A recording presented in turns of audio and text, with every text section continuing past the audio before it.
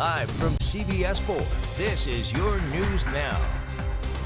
It's a day more than 7 years in the making, and it's the first day of the Delphi murders trial. Thanks for joining us. I'm Chelsea Helms. And I'm Jenny Drasler. Bob is off tonight. Opening statements and the first witnesses took the stand today inside a Carroll County courtroom. CBS 4's Russ McQuaid was there, and he brings us this late update. The families of Abby Williams and Libby German arrived just before 8 a.m. And Allen's family is there too, as a dozen jurors and 4 alternates listened to opening statements of the state and the defense. Prosecutor Nicholas McLeland went first and over the course of 20 minutes told jurors that Richard Allen is Bridge Guy, the man who stalked Libby and Abby on the bridge that day, whose image was captured on Libby's phone. And he matches the description of a man seen on the Monon High Bridge in the minutes just before the girls were abducted. That Allen has confessed, and he knew details that only the killer would know, and investigators found a bullet that matches Allen's gun at the site where the girls' bodies were discovered. Defense attorney Andrew Baldwin countered that the witness descriptions are inconsistent. Allen suffered a mental health crisis that led to false confessions, the bullet testing was inconclusive, and that the girls were likely abducted on Monday afternoon, driven away from the bridge, killed elsewhere, and their bodies were placed not far from the banks of Deer Creek early Tuesday morning, several hours before they were found. Becky Patty told jurors that this week state police sought a DNA sample to be matched to a strand of hair found in Abby's hand at the crime scene. More than 7.5 years after the evidence was discovered, the defense says that's an example of a slipshod investigation.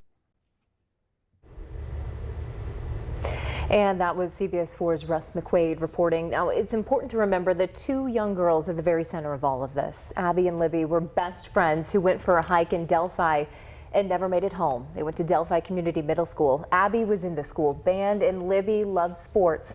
Both of them played softball and love to create art. With the trial officially underway, we want to once again bring in our legal analyst, attorney John Tompkins. Thank you so much for being here with us tonight.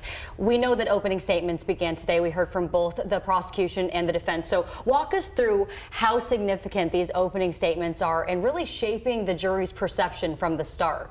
Sure, they're especially important in what is going to be a long trial because they're ways to tell the jurors when each side wants them to tune in and pay special attention to what they think will either make the case or break the case. And was there anything in these opening statements, I know we've been covering this for years, was there anything that we learned during this that we didn't know before? Well, we found out that the hair that was mentioned earlier in the week belongs to a female and possibly a relative of one of the victims.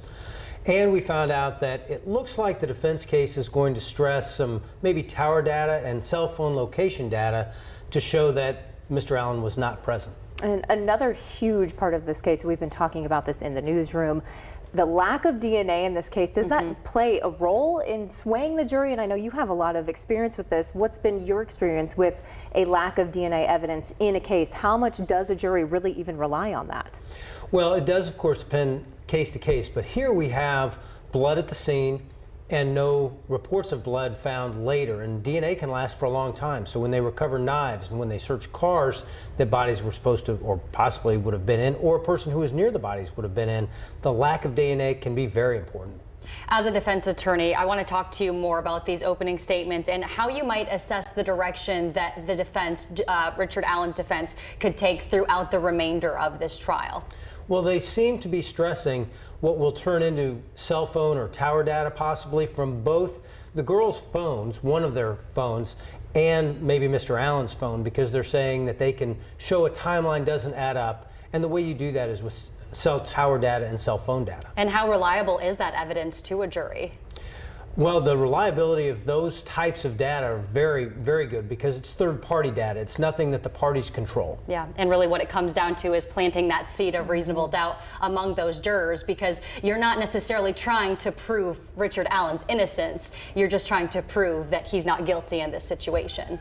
Right, and you would like to prove that he couldn't have done it as well. That's fair. All right, well, thank you so much, John, for joining us. He'll be joining us several times throughout the course of this trial, and we appreciate your expertise here. And we have a lot of coverage on this. CBS 4 will bring you updates on the Delphi murders trial on air and online.